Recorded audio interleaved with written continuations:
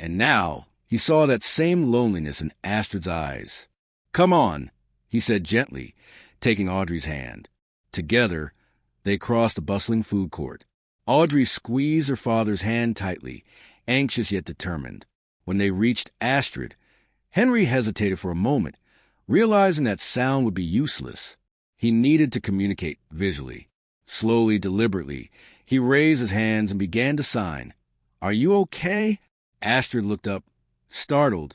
Confusion crossed her face, but soon it shifted into cautious engagement as she recognized the signs. "I am fine, thank you," she signed back, her movement slow but clear. Audrey stepped forward, shy but courageous. "Hello." She signed clumsily but earnestly. "My name is Audrey." Astrid's eyes lit up. "Hello, Audrey. My name is Astrid. You signed very well." Audrey beamed. "My daddy taught me. He says everyone deserves to be heard." Astrid felt her chest tighten. She had not felt seen like this in years. Henry knelt beside his daughter, signing. "Do you have somewhere to go tonight?" Astrid's hand stilled. She hesitated, then slowly signed. "I was supposed to meet my family, but they canceled. I don't want to go home to an empty apartment." Henry smiled gently and signed. "Then come with us. We're going to have dinner and decorate our tree. You're welcome here." Astrid's heart fluttered. Strangers offering kindness like this felt unreal, almost magical. But Audrey had already made up her mind. She took Astrid's hand in hers, small and trusting. "Please come," she signed. The innocence and certainty of a child's gesture broke through Astrid's years of guardedness. She nodded, the wall around her heart beginning to crack. As they prepared to leave the mall, a sudden power surge plunged the building into darkness. Emergency lights flickered on, but the festive glow disappeared, replaced by ominous shadows. Panic rose in Astrid's chest. Darkness had always been terrifying. As a child, her sister Amanda had locked her in a closet during a thunderstorm, laughing at her terror. Memories of that abuse returned in an instant. The crowd surged around them, bodies pressing close, movement unpredictable and loud. Henry moved deliberately, careful not to startle her. "Do not be afraid. Follow me. I will keep you safe," he signed. He held Astrid's hand firmly but gently, and with Audrey linking them together, they navigated through the chaos. A security guard confronted them, gesturing and speaking rapidly. Astrid could not understand, but Henry positioned himself between her and the guard, calmly explaining the situation. The guard nodded and moved on. Snow had intensified outside as they reached the parking lot, thick flakes painting the world white. Henry led them to his older, well-maintained sedan, opening the door for Astrid with polite, heartfelt gesture. Inside, Audrey chattered excitedly from the back seat, while Henry drove cautiously. The storm made the city look dreamlike, transforming familiar streets into something magical. The mall was alive with Christmas cheer. The scent of cinnamon and pine floated in the air, mingling with a hum of chatter and laughter from holiday shoppers. Bright lights twinkled on every display, casting a warm glow over the bustling crowd. Amid the festive chaos, a young deaf woman named Astrid Larissa sat alone at a small table near the fountain. Her eyes were red, the faint tracks of tears glinting in the soft light. She had hoped the night would be different.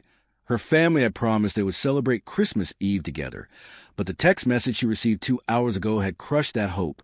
Family emergency. She knew the truth. There was no emergency. Her family had simply canceled, leaving her to sit alone while the world moved past her.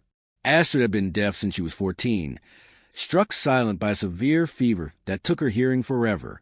She had adapted as best she could, learning to read lips, mastering sign language, and immersing herself in her illustration work. Her delicate beauty, framed by long waves of blonde hair, often drew attention, but never in ways that made her feel truly seen. Tonight, she wore a carefully chosen white knit dress under a pale blue wool coat, a small attempt to participate in the holiday spirit that her family never really welcomed her into. Henry Corbin noticed her first because his daughter Audrey did. 7-year-old Audrey was bright, observant, and compassionate beyond her years. She tugged at her father's sleeve and pointed toward Astrid. "Daddy, look," she whispered. her voice filled with concern. Henry, 35, followed his daughter's gaze across the crowded food court. He saw Astrid hunched over the table, her shoulders curved inward as if trying to make herself smaller, her hands trembling as she dabbed at the tears she desperately tried to hide. Henry had a history with deaf individuals. Years ago, he worked briefly at a community center as a freelance electronics technician, where he had met a patient man named Marcus who taught him the basics of sign language. While he never became fluent, he remembered enough to communicate in emergencies. That skill would prove invaluable tonight. Audrey's empathy was immediate. "I think she cannot hear," she said softly. Henry's chest tightened. He had known loss and abandonment. His wife had left when Audrey was 2, unable to accept the modest life he could provide. He knew what it felt like to be alone, to sit silently and wonder if the world even noticed you existed. And now he saw that same loneliness in Astrid's eyes. "Come on," he said gently, taking Audrey's hand. Together, they crossed the bustling food court. Audrey squeezed her father's hand tightly, anxious yet determined. When they reached Astrid, Henry hesitated for a moment, realizing that sound would be useless. He needed to communicate visually. Slowly, deliberately, he raised his hands and began to sign. "Are you okay?" Astrid looked up, startled. Confusion crossed her face, but soon it shifted into cautious engagement as she recognized signs. "I am fine, thank you," she signed back, her movement slow but clear. Audrey stepped forward, shy but courageous. "Hello," she signed clumsily but earnestly. "My name is Audrey."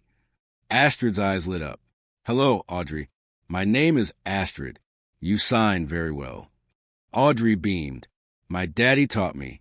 He says everyone deserves to be heard." Astrid felt her chest tighten. She had not felt seen like this in years. Henry knelt beside his daughter, signing. "Do you have somewhere to go tonight?" Astrid's hand stilled. She hesitated, then slowly signed. "I was supposed to meet my family, but they canceled. I don't want to go home to an empty apartment." Henry smiled gently and signed.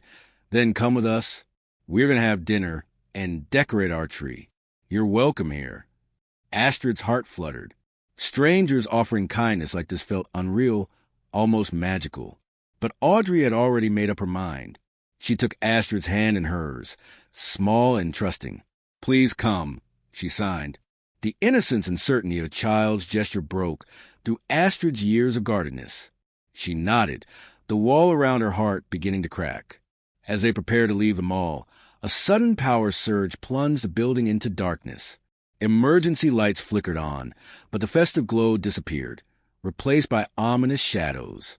Panic rose in Astrid's chest. Darkness had always been terrifying. As a child, her sister Amanda had locked her in a closet during a thunderstorm, laughing at her terror. Memories of that abuse returned in an instant. The crowd surged around them, bodies pressing close, movement unpredictable and loud. Henry moved deliberately, careful not to startle her. "Do not be afraid. Follow me. I will keep you safe," he signed. He held Astrid's hand firmly but gently, and with Audrey linking them together, they navigated through the chaos. A security guard confronted them, gesturing and speaking rapidly. Astrid could not understand, but Henry positioned himself between her and the guard, calmly explaining the situation.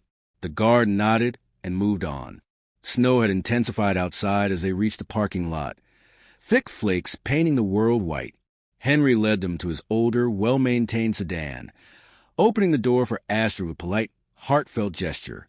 Inside, Audrey chattered excitedly from the back seat, while Henry drove cautiously. The storm made the city look dreamlike, transforming familiar streets into something magical. "Why would you want a stranger here?" Henry's expression softened. "You're not a stranger. Quiet, steady. True," he continued. "When I saw you alone in that mall, something inside me said you didn't belong in the dark. You deserve light, and you walking into this apartment." He swallowed. It felt right. Astrid stared at him, stunned by the sincerity, the quiet intensity of his presence. He wasn't flirting. He wasn't trying to impress her. His words were simple, raw, truthful. She signed slowly, carefully. I don't know how to be part of a family. Not anymore. Henry stepped a little closer, not touching, just offering space. Then let us learn together. Her breath caught. The return of the family. Their peaceful morning didn't last. Around noon, the doorbell rang. Astrid tensed immediately. Henry saw it and stepped protectively in front of her before opening the door. This time, it wasn't her sister. It was her mother, a woman with the same blonde hair, the same delicate features, but hardened, sharper, older. Her coat expensive, her makeup flawless, her expression tight with worry and resentment. She pushed past Henry without greeting him. Her eyes found Astrid instantly. "Astrid," she said, slowly, exaggeratedly, as if talking to a toddler. "Sweetheart, come home. Amanda told me everything." Astrid felt her heart clench painfully. Henry signed beside her, so she wouldn't miss a word. She says, "Come home." Her mother stepped closer. "You shouldn't be here," she continued, her expression a familiar mix of pity and embarrassment. "This isn't safe. You don't know these people.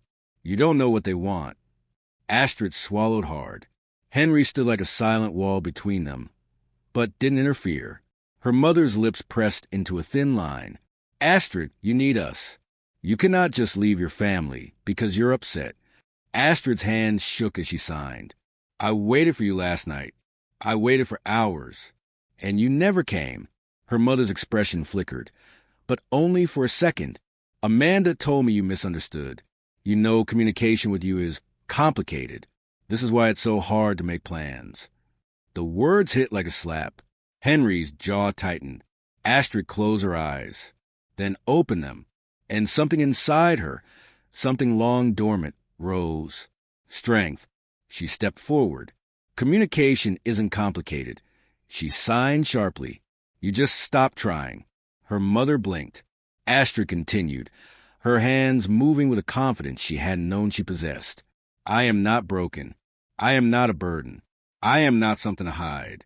Her mother's eyes widened at the intensity she hadn't seen in years. "And I am not going home with you." Silence. Her mother straightened, her expression closing off. "So you're choosing them? These strangers? Over your own family?" Astrid signed calmly. "You stopped being my family the day you decided my silence was inconvenient." Her mother stared at her for a long, stunned moment, then turned and left without another word. The door clicked shut, and Astrid felt her knees tremble. Henry caught her gently, steadying her, guiding her back to the couch. Audrey rushed over and wrapped her arms around Astrid tightly. "You did so good," Audrey whispered, small hand rubbing her back. So good." Astrid cried then, not from sadness, but from release, from choosing herself, from being chosen in return. A new beginning. That night, after Audrey fell asleep on the couch, clutching her new plush snowman, Astrid helped Henry wash dishes in the quiet kitchen. Steam rose from the sink. Snow fell softly outside the window. A warm lamp bathed the room in amber light. Henry dried a plate, then set the towel down. He faced her, unsure but earnest. He signed, "You can stay as long as you want. A day, a week, forever. Whatever feels right." Astrid looked at him, really looked, at the gentle strength in his eyes, at the steadiness of his presence, at the way he signed even when it wasn't necessary, at the way he made her feel seen. Her hands lifted, slow but sure. "I would like to stay." Henry's breath hitched. "For tonight?" Astrid shook her head softly, then signed, "For every night." He stepped closer, close enough that she could feel his warmth. Slowly, making sure she saw it coming, he rested his forehead lightly against hers. No sound, no music, just two people breathing the same quiet air. And for Astrid Larissa, who had lived in silence for 13 years, it was the loudest moment of her life. Later, as Henry locked the door and dimmed the lights, Astrid tucked Audrey into bed, brushing the girl's hair back gently. Audrey blinked sleepily. "Are you staying?" she whispered. Astrid nodded. Audrey smiled drowsily. "Good," she murmured, "because families don't leave." Astrid kissed her forehead, a soft, silent promise. Then she joined Henry in the living room, sitting beside him under the warm glow of the Christmas tree. He reached for her hand. She let him, and there, in the soft shimmer of lights and shadows, on a night she had expected to spend alone, Astrid found exactly what she had been searching for her whole life. Not just love, not just acceptance. Home,